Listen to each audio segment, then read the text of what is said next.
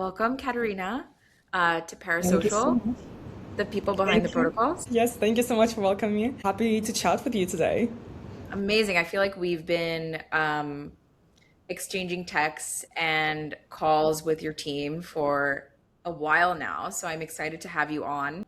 We always like having this pod just to like get into the background of what you're building, why you're building it, and how you're thinking about your roadmap. It's always interesting to hear from folks like yourself. So thank you for joining today. Thank you for inviting me. Yeah, amazing. So let's kick off with a little bit of background. I know you have had an insane career in crypto for a while now, so I'd love to learn more about what you're working on, why you're working on it, and your role at Oroswap. Okay, so, well, thank you so much, first of all, for praises. I take it as a compliment because indeed I've been in the crypto space for quite some time from various angles and across various ventures. But we started building with my co-founders or Swap 1.5 years ago. Before that, I was with other projects and I was anywhere from KYC and KYB solutions to payment gateways to NFT marketplaces. Literally touched everything. And Oroswap started as a decentralized exchange on Chain, but we just entered phase 2 with AskAuro.ai, which is our interface layer for all on-chain finance. So the way I explain it is Oroswap is the operational engine and Oro is the intelligence layer.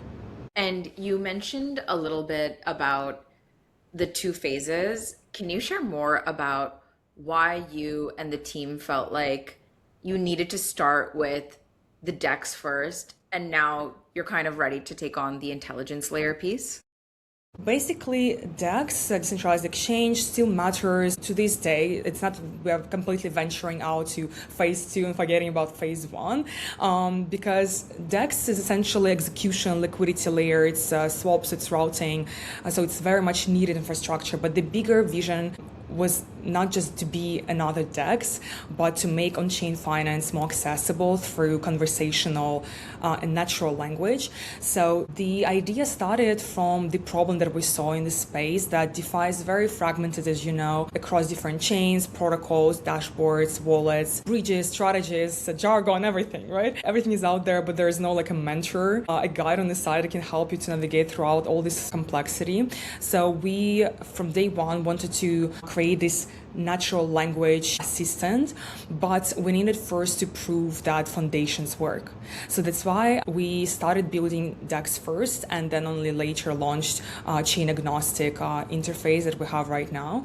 And so we started first with ZigChain, which their team helped us a lot and still helping to this day on various aspects. They incubated us, and that's how the vision that we had was possible to execute. Oh, I didn't actually realize that Zigchain incubated you guys and then you guys kind of took the vision more broadly. Um, okay, you mentioned a bunch of things, so I'm gonna click into one part. Something that I actually just woke up to, like this is news this morning, is Robinhood is now enabling a lot of their trading to be accessible via AI tools. And so like there is this trend of more broadly like being able to manage your money either from your CLI or via natural language.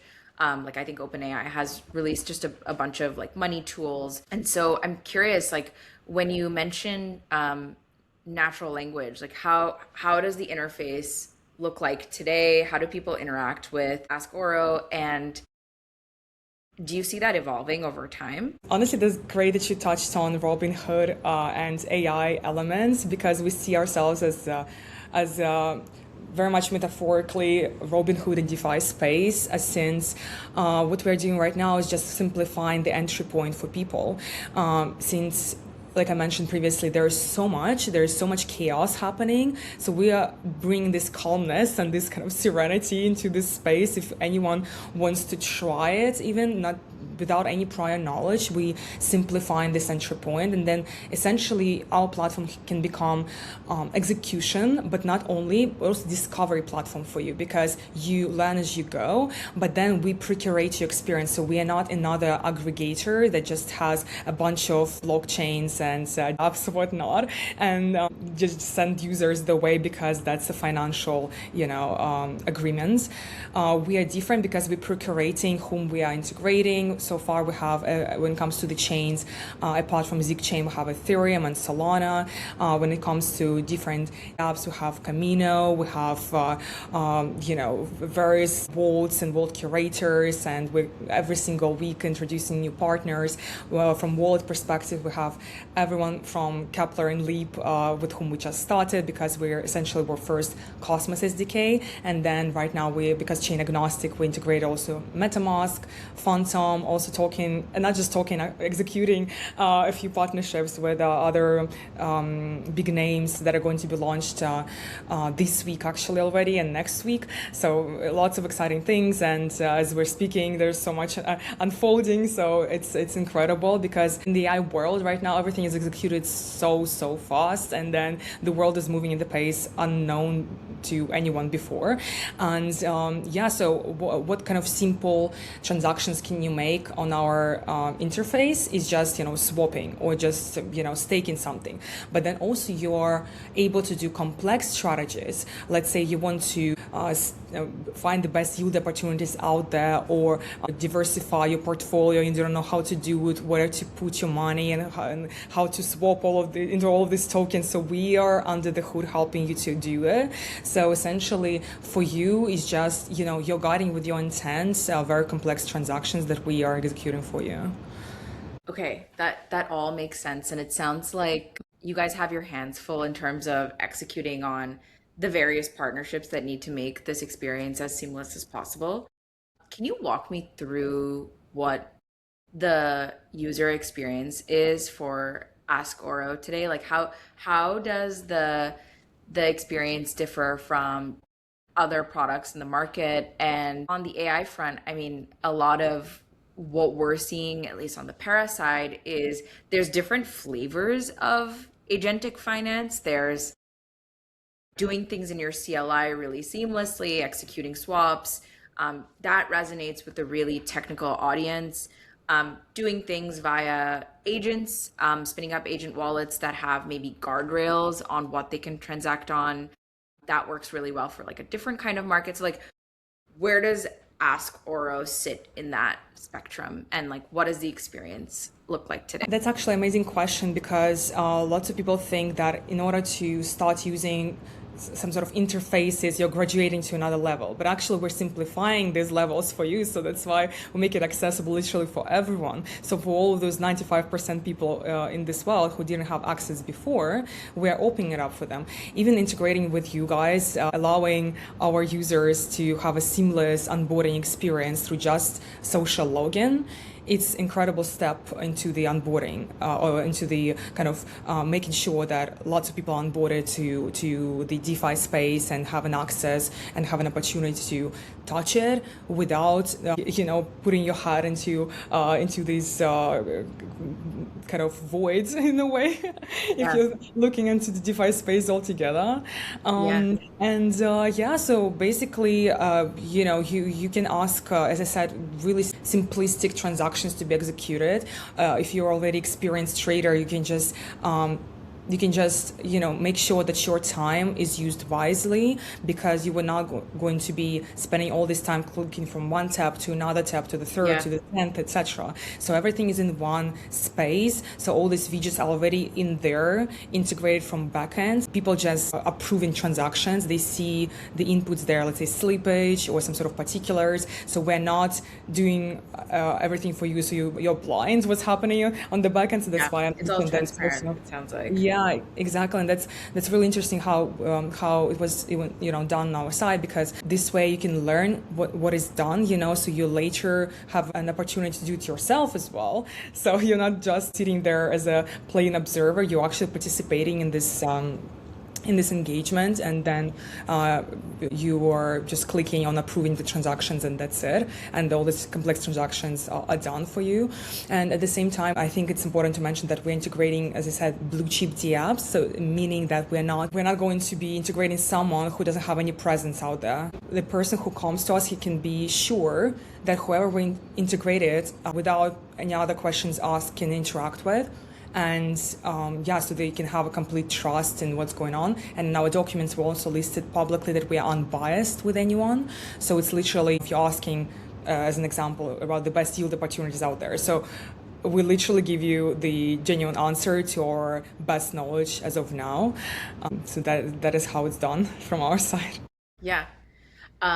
That makes a lot of sense. And it sounds like you have also brought a lot of your background from being involved in the trading space and the NFT space, and have taken a lot of that learning into like how you're thinking about this product. One thing that I'm curious about is what's an example of a trade that is really annoying to do today, but super easy to do in the conversational or natural language interface?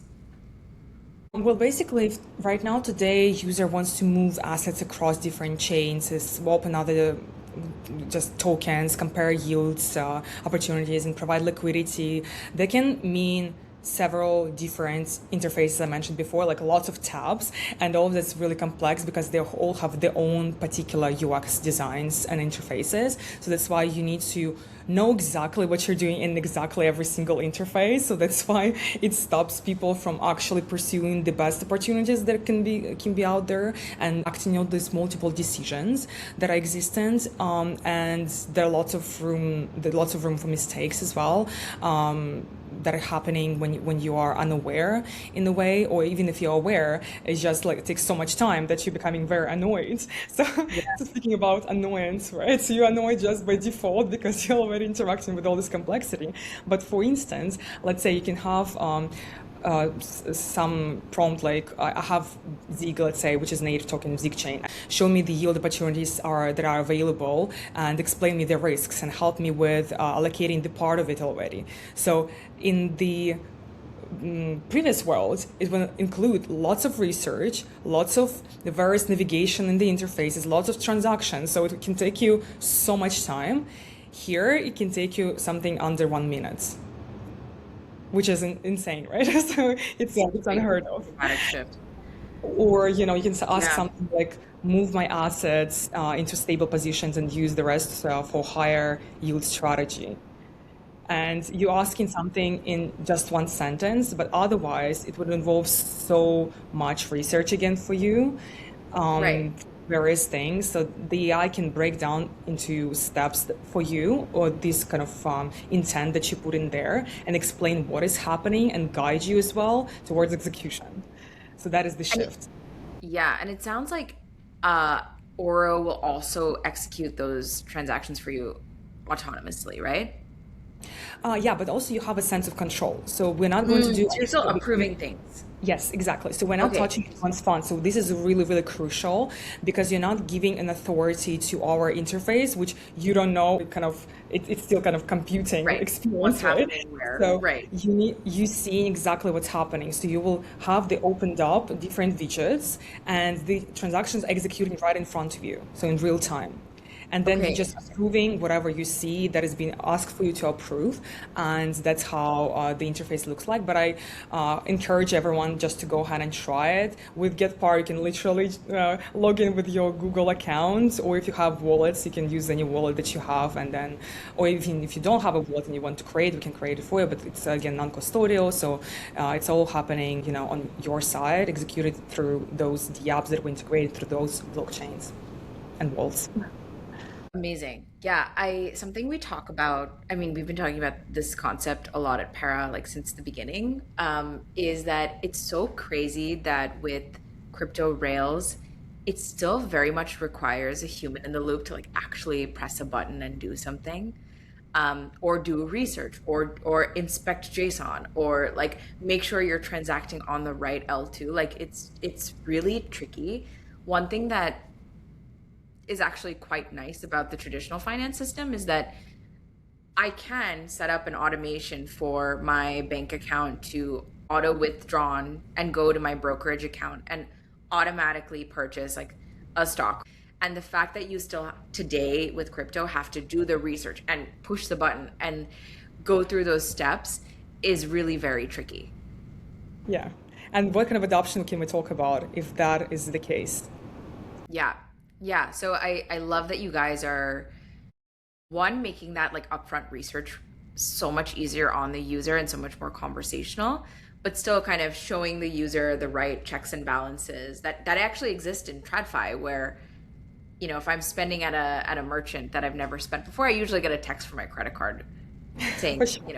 was Yeah. this really you? And so, or for my bank. And so I think it's interesting that you're modeling a lot of that with Oro.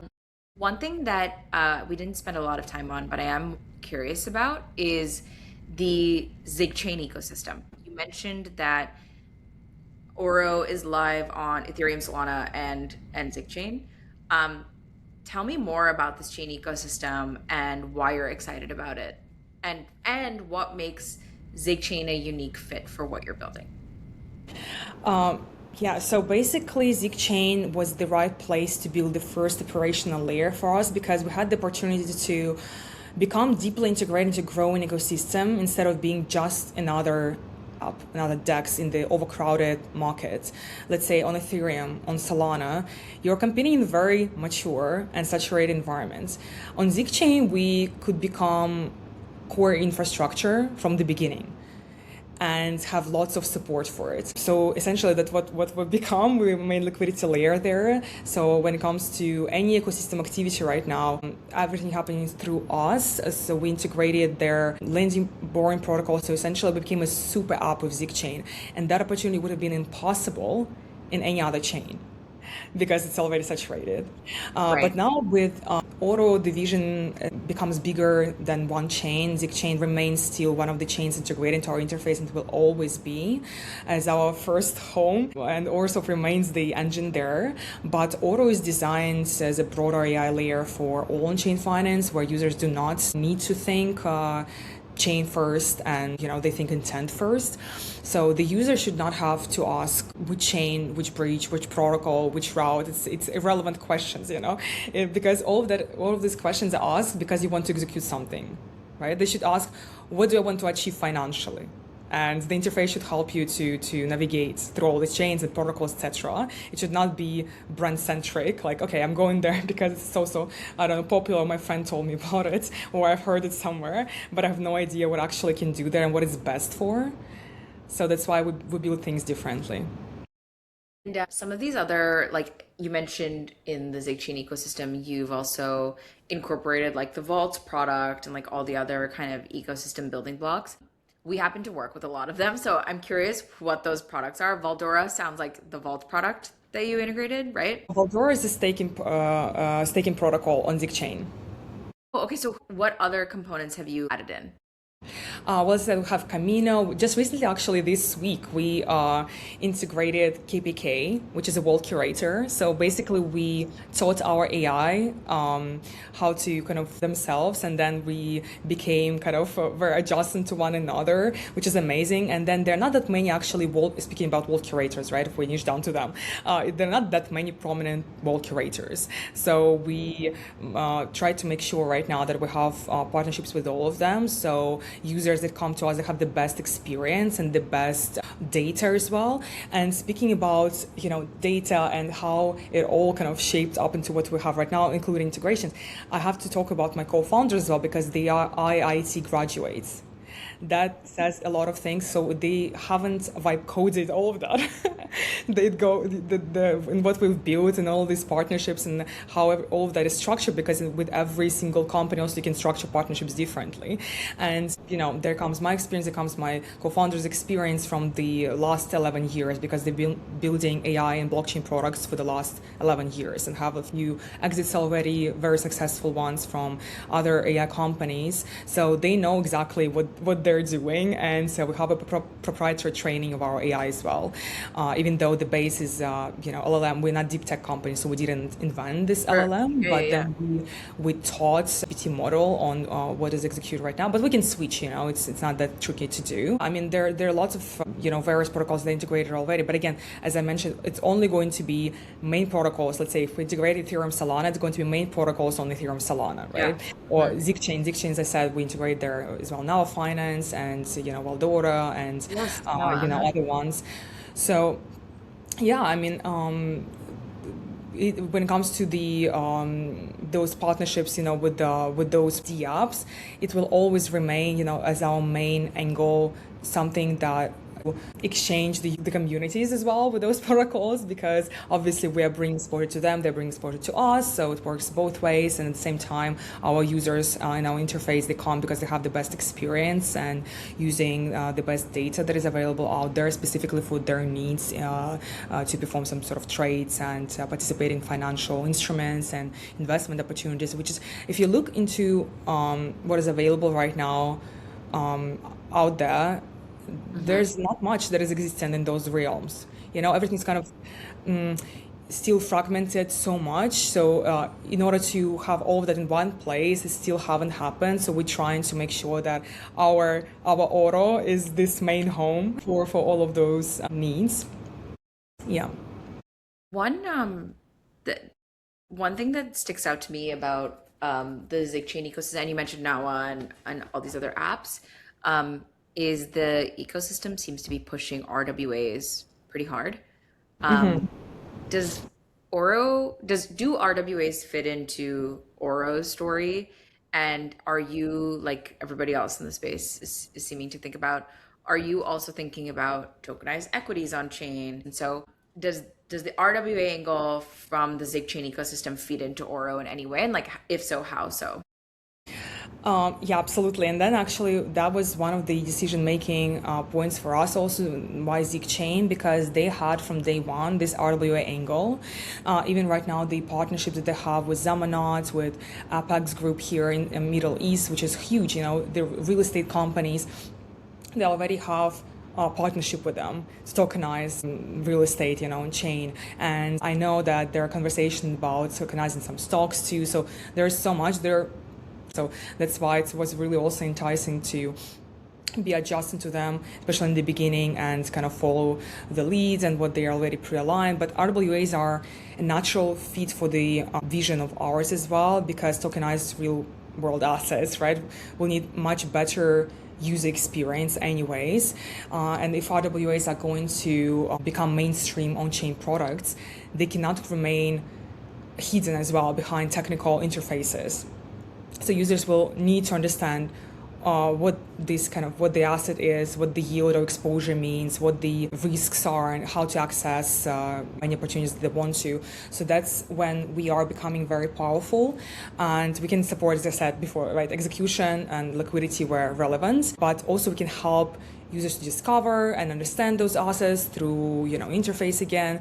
So I'd say RWAs are not the main trading category today, but they are very aligned with where we are going from now onwards.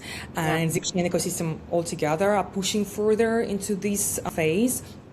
I cannot mention, too much, but they haven't announced yet, but I know that there's so many conversations every single day. They're discussing some sort of, alignments and bigger partnerships. So yeah, Oro can become the access and intelligence layer that helps any user interact with all of those assets eventually.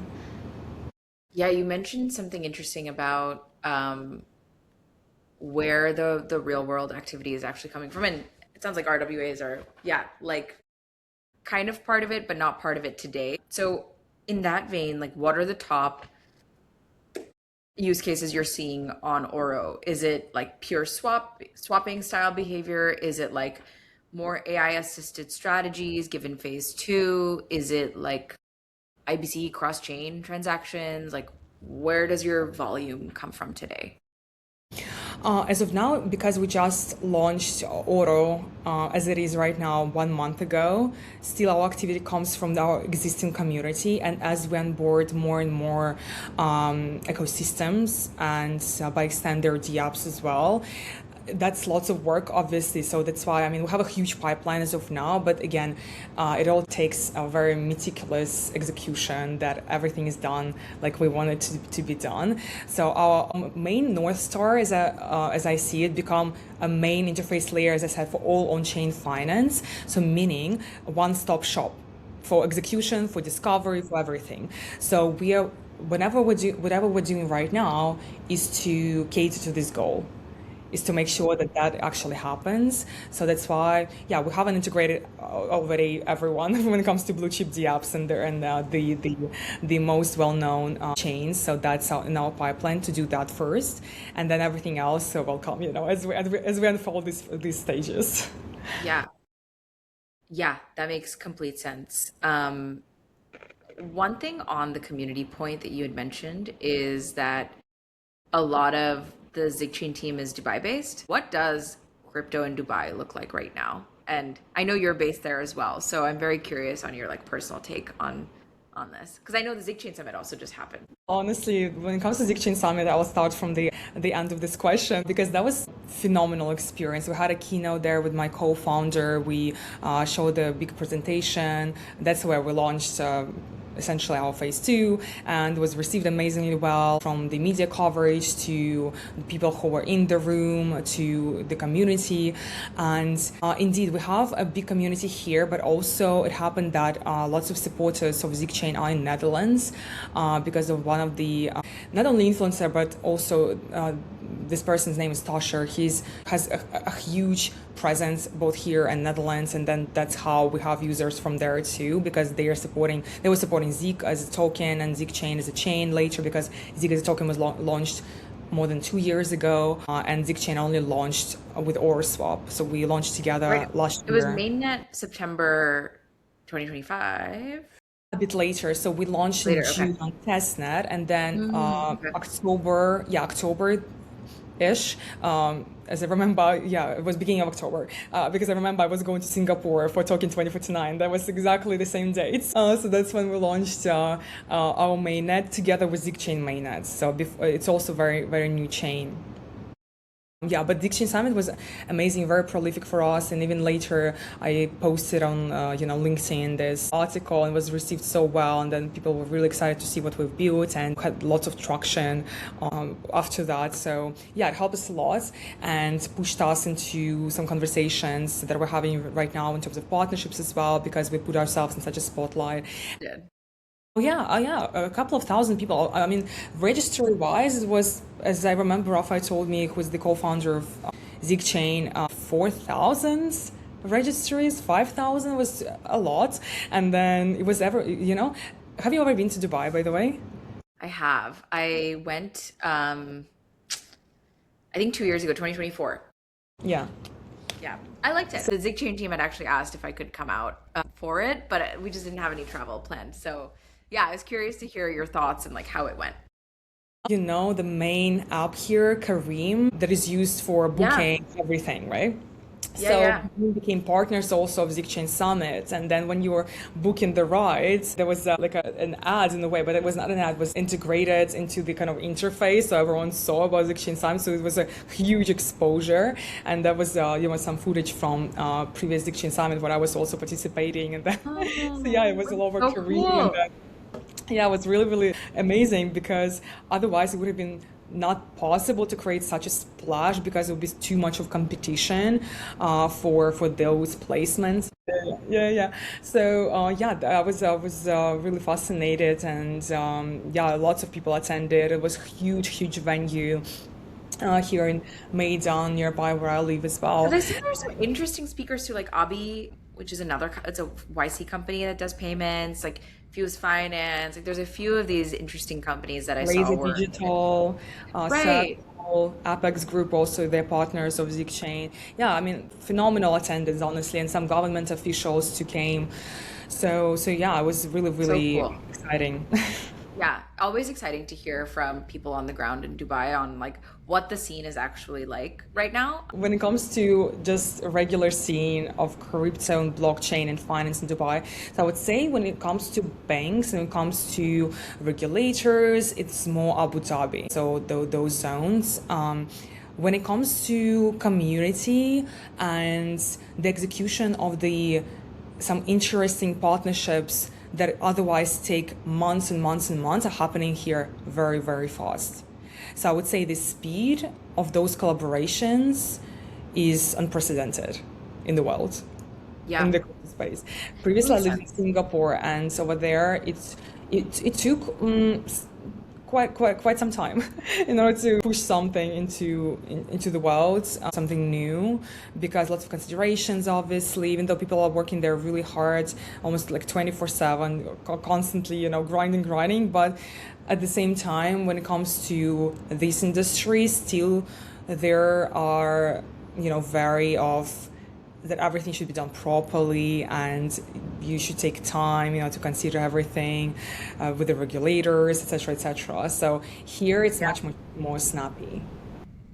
That makes sense. Solana Breakpoint was in Abu Dhabi last year. Like it seems to be that there's just a nice kind of um yeah, melting pot of like various events in the Dubai space or in the Dubai area. So that's really good to hear. And yeah, I caught some of the videos and the talks from the Zig Chain Summit, and yeah, it looked really well attended and well executed. Well, I'm curious, just to round this out, you are kind of really deep in AI, in DeFi.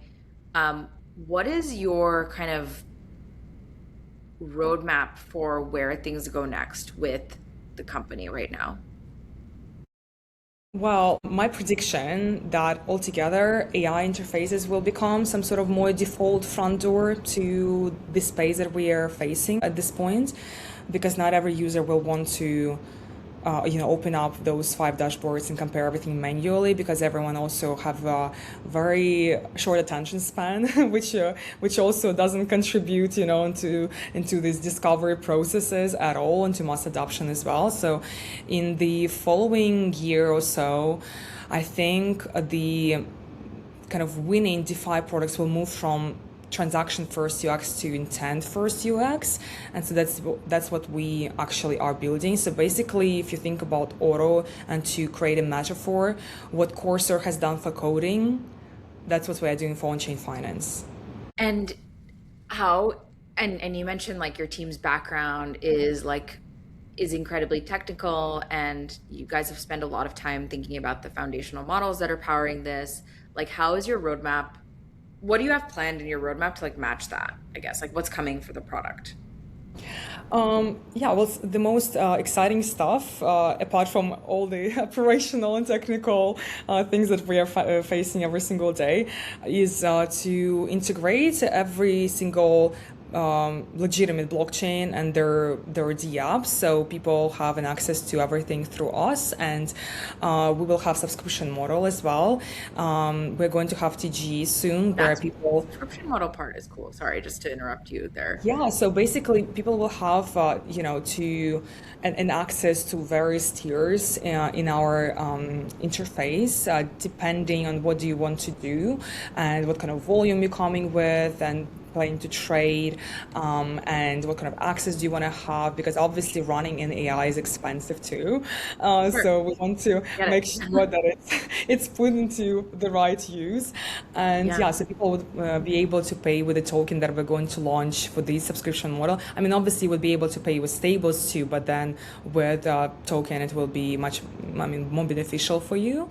And even right now, we have still going on the point system. It's called Ore, but then it's going to be converted to our token. So whoever's participating right now in our environment, they already earning those points, and then they will have the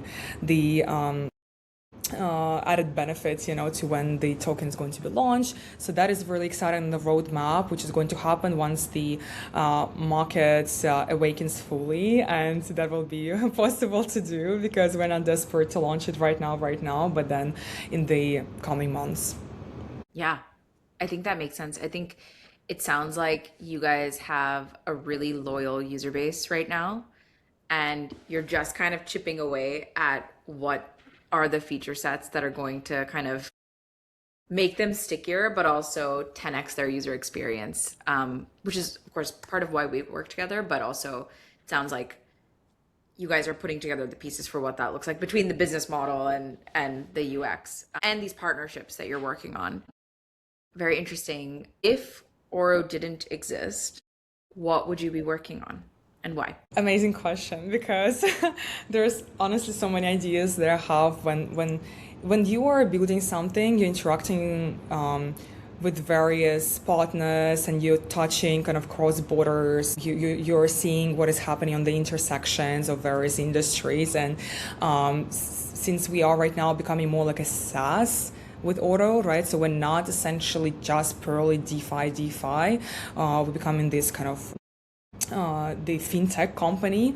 So I would say that if I was not doing what I'm doing right now, I would still want to create something that simplifies the experience of blockchain, so that takes something that is existent in blockchain and makes real life more easy or solve some real world problems. And I might have already some ideas, but then I'm not going maybe to mention them straight away because maybe later I'm actually going to be executing them. But there's so many opportunities to use various token standards to deliver some amazing products into the real world for counterfeits of various things, for sustainability reasons, for so many use cases. So I think there's so many opportunities, honestly, still out there to build various companies. But I'm really excited what I'm doing right now, and I feel it's on the intersection of blockchain feels just right. Yeah, I think a lot about how the like the stack for agentic commerce is really shaping right now between the the actual execution of these trades to the tools to actually make it easier to spend. Like one thing that we are really obsessed with right now at Para is stablecoin cards, where you can bypass things like off-ramp fees, where if you just want to let people spend from a stablecoin balance, add a stablecoin card.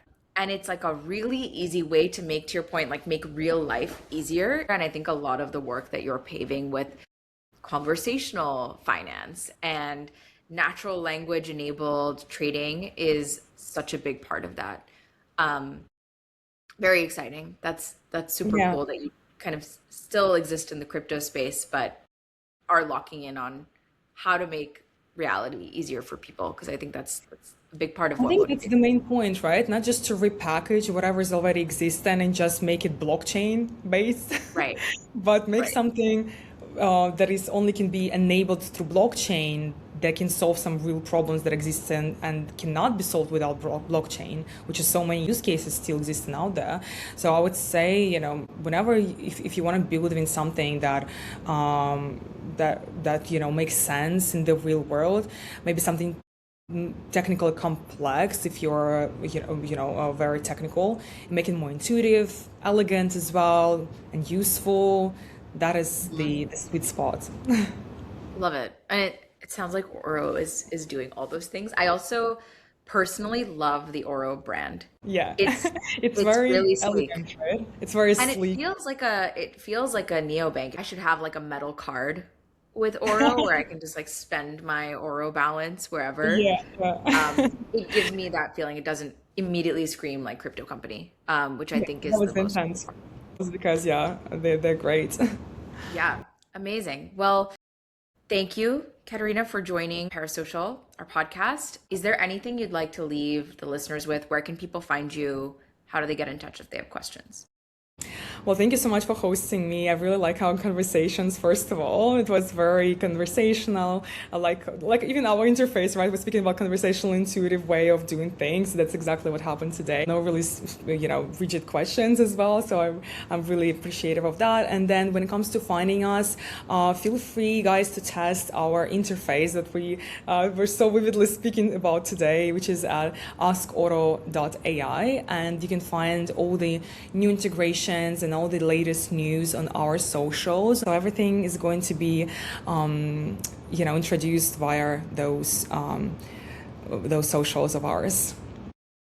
Amazing. All right. Thank you so much for joining today, and we will see you on your socials for updates on what's going on with Oro. Thank you so much. It was a pleasure. Right? I